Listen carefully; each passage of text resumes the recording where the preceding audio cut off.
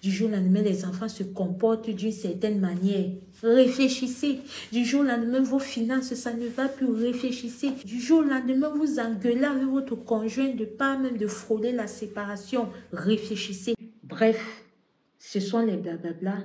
Écoutez très attentivement les détails de cette histoire. Je suis une Africaine vivant en France. Il y a quelques années de cela, j'ai décidé d'aménager dans un appartement. Alors, quand je suis arrivée dans cet appartement-là, avec mon mari et ma fille, la première chose qui m'a frappée, c'est que j'ai constaté que il y avait encore des meubles dans cet appartement des précédents locataires. Genre, c'était comme si ils sont quittés en pleine précipitation. Quand j'ai constaté ça, j'ai fait part de cela à mon mari, mais on ne s'est pas attardé sur ça plus que ça. On a laissé passer. Après quelques jours, j'ai fait la connaissance de ma voisine du haut. Donc, je suis en bas, celle qui est en dessus de moi. Comment est-ce que je fais sa connaissance? Elle a un fils qui, au moment des faits, a à peu près le même âge que ma fille. Et du coup, ils partent dans la même école. Vu que la dame en question était à terme de sa grossesse et que chaque matin, elle devait se lever, descendre tout et tout, partir pour déposer son fils à l'école, son fils qui part dans la même école que ma fille, je me suis dit que je vais l'aider. Après consentement avec mon mari, c'est ainsi qu'un jour, à l'école, quand j'ai croisé la dame, je lui ai fait comprendre que je suis votre voisine du bas. Elle me dit, ah oui, j'ai déjà eu à voir votre visage et je pense même que le jour que vous étiez en train d'aménager, j'ai dit d'accord. Au fait, je constate que vous êtes déjà presque à terme. Si vous me faites confiance, j'aimerais souvent que le matin, vous ne vous gênez plus. Vous apprêtez juste votre enfant, il descend, il m'attend là et je prends ton fils ainsi que ma fille, je les amène à l'école et je les ramène chaque soir. La dame m'a beaucoup remercié, elle m'a dit merci et tout et tout. C'est ainsi qu'on a commencé à papoter un peu de temps en temps. Un jour, elle me dit, ah, je suis très curieuse que il y a tellement du calme chez vous. Quand elle me dit ça, je dis, ah bon? Et pourquoi est-ce que le fait que le chez moi soit calme, ça vous rend si curieuse que ça? Elle me dit, moi je suis ici depuis déjà un bon moment et je peux vous assurer que l'appartement dans lequel vous êtes, des couples qui aménagent là-bas, il y a toujours du bruit.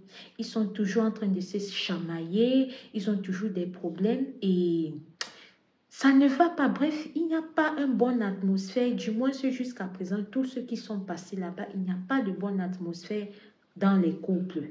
C'est là où je reste, je dis, ah bon? Hein? Jusqu'ici, tout va bien. C'est comme ça que je rentre, je fais part de cela à mon mari et tout et tout. On a même un peu rigolé sur ça et c'est passé.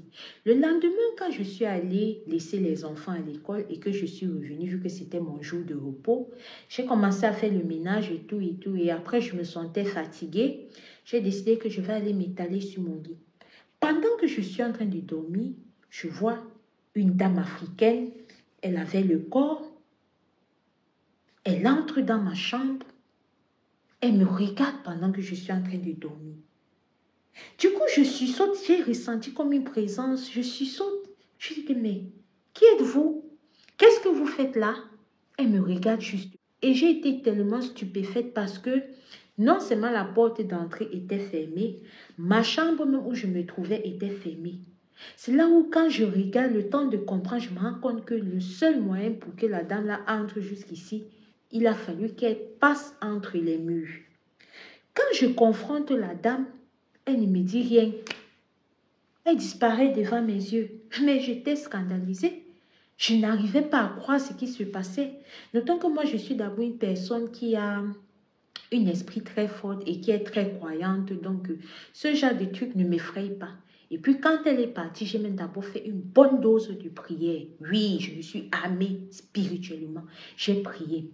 Je suis restée quand mon mari est rentré. Je lui ai expliqué les faits et tout et tout. C'est là où, quand je reste, je suis avec la voisine, on papote encore. Elle me fait comprendre que notre maison où nous sommes là, les gens qui habitent généralement là-bas ne durent pas. Et la plupart des temps, ils se font toujours expulser parce qu'ils ont des difficultés financières. Ah, Jusque-là, moi, je restais comme ça. C'était genre, on me dit peut-être ce qui s'est passé. Bon, maintenant, pourquoi est-ce qu'ils ont des difficultés financières? Je ne les connais pas, je ne suis pas dans leur vie, mais ça peut arriver. Sans savoir que ce qui se passe dans l'appartement là, asseyez-vous, nous ne sommes qu'au début. Quand on a fini de papoter et que je suis rentrée, voilà, j'ai vaqué à mes occupations et tout et tout. Bim, du jour au lendemain, je tombe en arrêt maladie.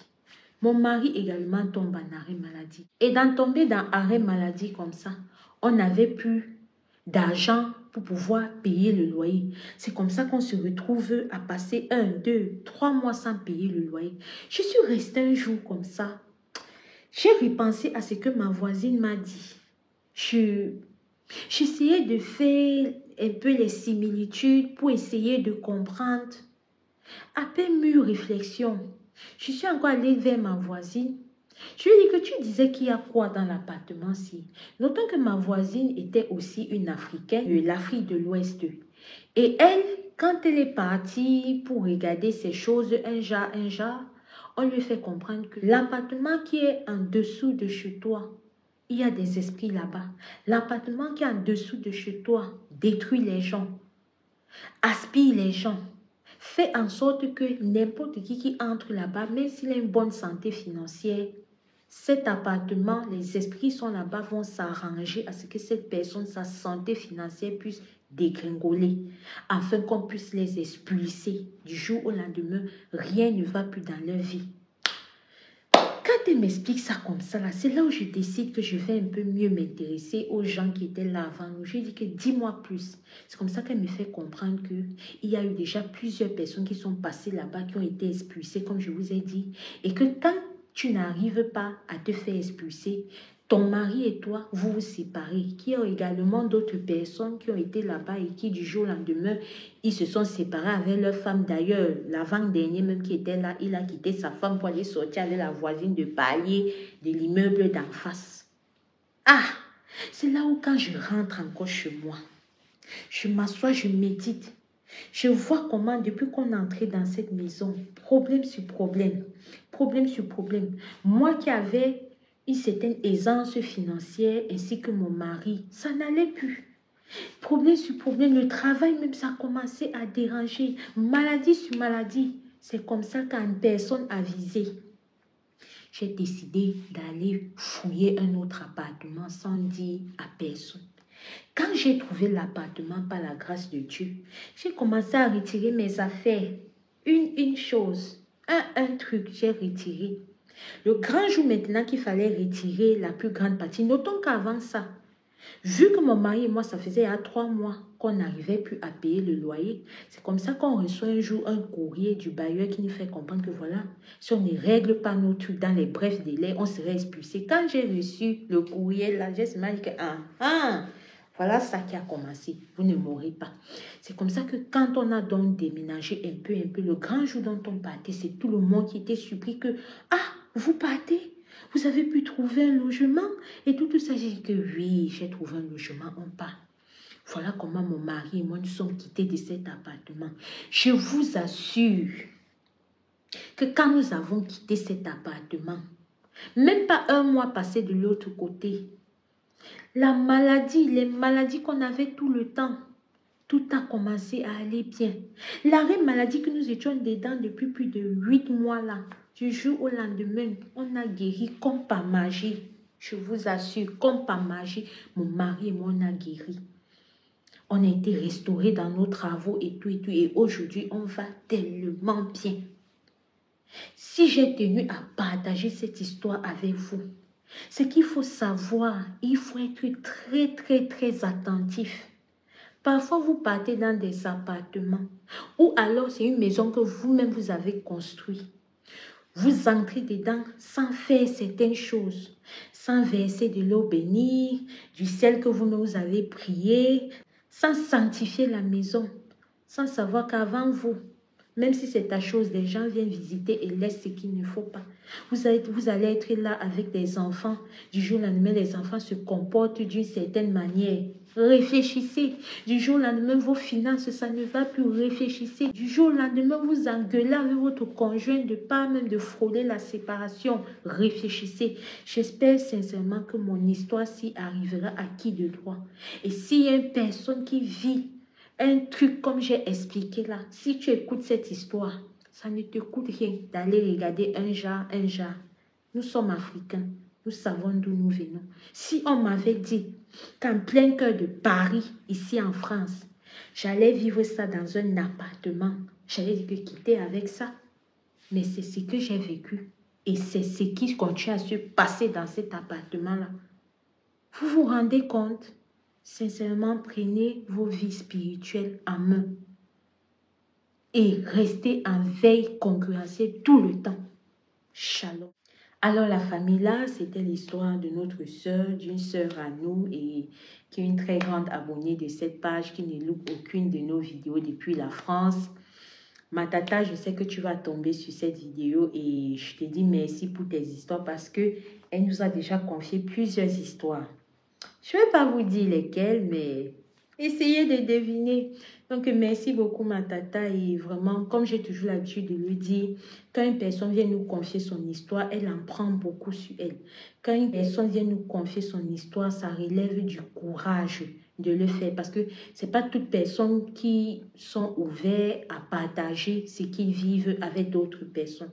Et rien que pour ça, sincèrement, on doit dire merci à la sœur et vraiment, je me joins à la voix de tous les gens qui sont abonnés ici, de ceux qui vont nous découvrir pour te dire merci pour ton histoire. Si vous aussi, vous voulez dire merci à la sœur et qu'elle puisse constater cela, laissez juste un like, un commentaire et un partage.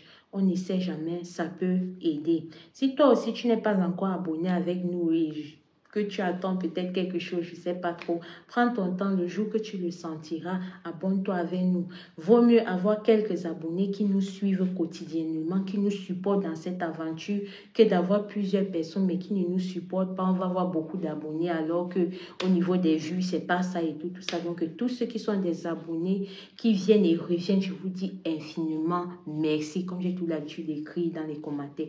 Et si vous aussi, vous avez vos histoires, n'hésitez pas à venir nous les confier. Même si c'est que vous n'avez pas d'histoire. Vous connaissez les gens qui ont eu une histoire, venez partager. C'est de ça qu'il s'agit. Avant d'arrêter cette vidéo, je vous demande, vous connaissez mon slogan, de rester prudent, de prier sans cesse. Le dehors est miné. Ok la famille, ici Alicia Lotus, je vous dis à la prochaine pour une prochaine vidéo. Merci. Au revoir.